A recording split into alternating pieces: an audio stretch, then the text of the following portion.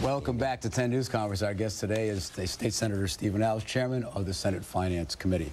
We were talking about pensions before the break. Now let's turn to corporate taxes. You've heard the argument from the business community that we have too high of a tax burden for small businesses and large businesses, that we're not competitive with the rest of the country. There's any number of studies that they put forward to support their claim. What is your intention as far as tax policy for corporations in Rhode Island in your legislation? My legislation, this is the corporate franchise fee, where right now it's $500 for every single company, the minimum tax that you have to pay for doing business in this state. Whether you owe money or not, you pay a minimum of $500. And we have the statistics here, that we have 42,518 corporate filers. And my proposal would be to, it's similar to the New Jersey model, would be ratcheting up the minimum fee based on gross revenues. I was listening, I think this was talked about once on Dan York's WPRO show, and I heard the small businessmen calling in just beside themselves, saying that even this small, relatively small fee of $500 is not a small fee for many small businesses, and if it's going to increase, it's even going to put a bigger pinch in them, again sending a negative business climate signal out in the state. Your response to that? Well, on the less than 250,000 in gross filers, they wouldn't see a change in their corporate income tax, and that counts for 77.7% of the filers. Okay. Okay, so 77% of the businesses, almost 80%, have receipts of less than $250,000. That's exactly right. And they would stay at a $500 corporate tax. And they would stay at the $500. What would a company, a major corporation, I don't know, let's pick CVS, headquartered here, what are they paying now? What would they pay under your bill? Well, I don't know what they pay for their income tax. This is the minimum. Now, a corporation like CVS, who pays over $10 million, who gross revenue is over $10 million, would pay $5,000. Now, this is separate from a corporate income tax. This is just a corporate filing? No, this is the minimum corporate tax. So it is an income tax. So chances are they're paying higher than that. But there are corporations in this state, well, we have 350 corporations in this state who gross more than $10 million a year and only paid $500 in state income tax. Give us some names of a few of those. Well, some of the perhaps better known ones. Well, we really don't have names. I mean, we have rumored names. Well, then how do you know what you just said? How do you know that figure? Well, the 350 the figures, the Department of Revenue can give us the figures. They can't give you the names? They can't give you the names. Do you know some of the names? For federal privacy. Well, we've heard some of the names, and I'm not some really of the biggest names in the state, corporations in the state? Some of the biggest gaming companies in this state. I think we only have one gaming company in the state. So that's my understanding. No one's ever showed me that, but... well, I don't know how far we can go with that without checking with... Right. But yeah, let me ask you, you heard the, when I think it was the House that had the hearings and the business community showed up en masse, and it really, I think, if I remember correctly, the chairman of the House Finance Committee, Stephen Constantino, said he was very impressed by the turnout, and that they've indicated they're not going to raise any taxes on the business end. At least that's what they've indicated at this point. Right. Are you saying that you're going to try to do something differently? You are? Yes, I am. Okay.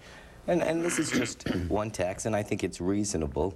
I think if you look at the numbers of peoples and filers, and the amount, I don't find so onerous. Are you concerned about the, as you know, nothing's local anymore, the negative impact it might have on business locating here? Because that is the business's argument that, look, we got a high enough tax burden, any more taxes, it's just another reason for some CEO sitting in a boardroom someplace saying, we've got a list of states where we could go, and Rhode Island's on the bottom. Well, I think if we're looking at some big corporations coming in, we're looking at, hopefully we're going to look at profitable ones that are going to pay state income tax and not going to be affected by a minimum tax. This minimum tax? This is the minimum income tax that you pay. You're raising the basement of the least amount they can pay. That's exactly right. I see.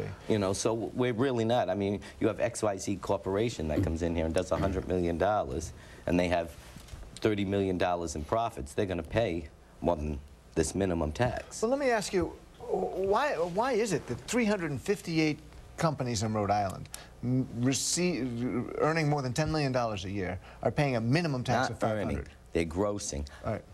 That's something up for the accountant. I still can't quite figure out But how. isn't that part of you? You hear these stories in national companies, right? Some of the largest companies in the world pay almost zippo for taxes. Yeah. All right, so now let's get to the question of how much has Rhode Island been giving away the store to the Fidelities, the G-Techs, the CVSs, Banks of America. You've pulled some figures about how many employees for those companies are actually on the state subsidized child health insurance, right? Yes. What do you make of that?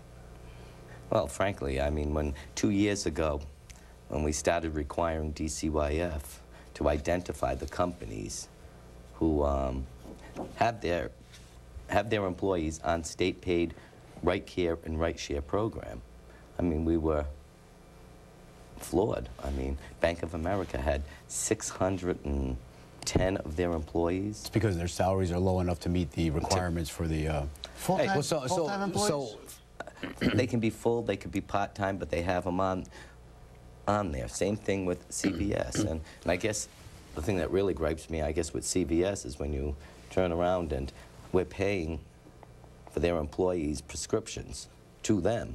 I mean, 9 times out of 10, I mean, they're going to go to a CVS pharmacy. But aren't you talking about here the companies paying their employees too low of a salary? I mean, it's not the employee's fault. Yep. And if you were to try to, isn't, you can't discriminate in the law, right? You can't say, oh, because you work for a company, you're not eligible for the benefit. Right. Right. So, and that's the thing, they're so low. And I look at it and say, just from a corporate responsibility standpoint, is do a sliding scale.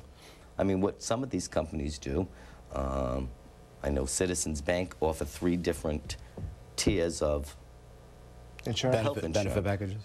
Well, you know, the lowest paid people take the worst package because it's cheap. And really, it becomes more catastrophic insurance than anything else. And those on the higher end of the pay scale get the best. I mean, I look at it like here in New England, they do it on a sliding scale. We've tried to do it on a state so that those who are making the lowest, they should be paying the lowest. And those who are making more money, you contribute more money towards the cost of your pension. But what about the breaks that the state gives to some of these companies? I agree. That's why I'm submitting legislation that they will not be entitled to any of these job development credits, any of these credits if they have any of their employees on state-paid health insurance. Have you talked to the companies about this?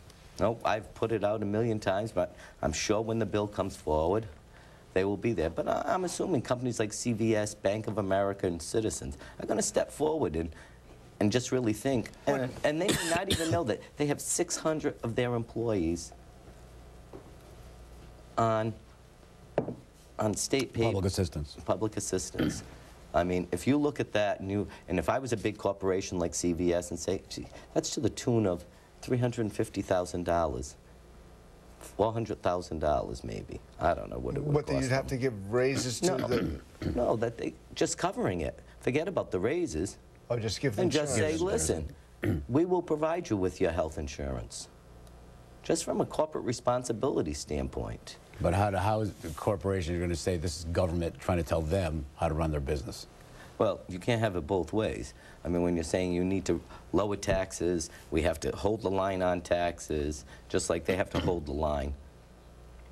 And then say, here, put our employees on your state welfare programs.